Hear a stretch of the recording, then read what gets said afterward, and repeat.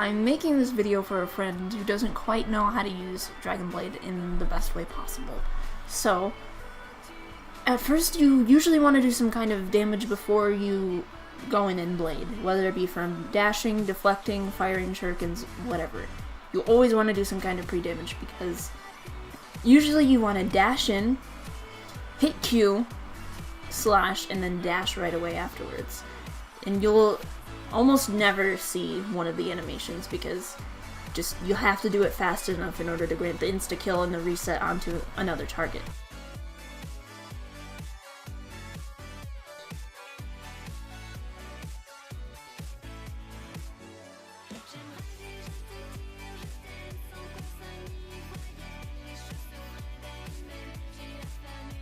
Now for Dragonblade, you typically want to go for the enemy supports, but in this case, Mercy is just sitting by spawn. Fuck you, fuck Overwatch, fuck your mother.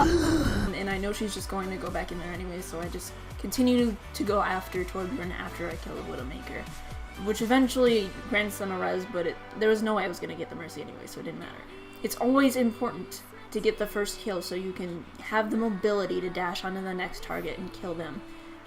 Now, it kind of works the same way with other heroes with mobility, like Widowmaker, Genji, Tracer.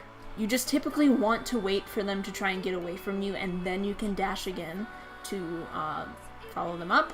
So it'll be a little bit easier as long as you don't go all in right away, if that makes any sense. And for heroes with high damage abilities like Hanzo, or maybe Roadhog, McCree, or any hero with an ability that'll make you very vulnerable, a CC or of any kind, you typically want to bait that out with your deflect before you go in. Now with Brigitte it doesn't work because Brigitte is a stupid but with McCree, it's usually fairly easy to fool them. Even after the deflect hitbox nerf, you just get really close to them and you hit that E button, man, and they're gonna flashbang themselves. You're gonna block the hook, you're gonna dick on them. Once you hear that hook, once you see that flashbang, that is your cue to go. Hit that Q button and you start off with the combo I mentioned earlier, which is the dash in slash dash on a 200 HP hero. However, one of the most important things you can do as Genji is to kill the Zenyatta or kill the Moira or the Mercy who have the ultimates to easily shut you down. Because if Mercy has Valkyrie and she hears you shouting Japanese, she's just gonna instantly hit Q and fly up into the air. You won't be able to kill her as easily. And Zen, he's just gonna hear you ulting, he's gonna Transcendence. So what you typically want to do is, if the Zen is dumb enough, you can dive on top of him, nearly kill him, and he will probably pop his ultimate. Or you can kill him and then start blading to make sure that there is no possible chance that your ultimate's gonna get completely cancelled. Sound Barrier is another one of those ultimates that can effectively deal with Dragonblade. However, if you stay on a low health target, even through the shields, you'll be able to kill them by the end of the Dragonblade. It'll decrease the effectiveness, but it will not completely nullify the blade, unlike Transcendence or even Valkyrie.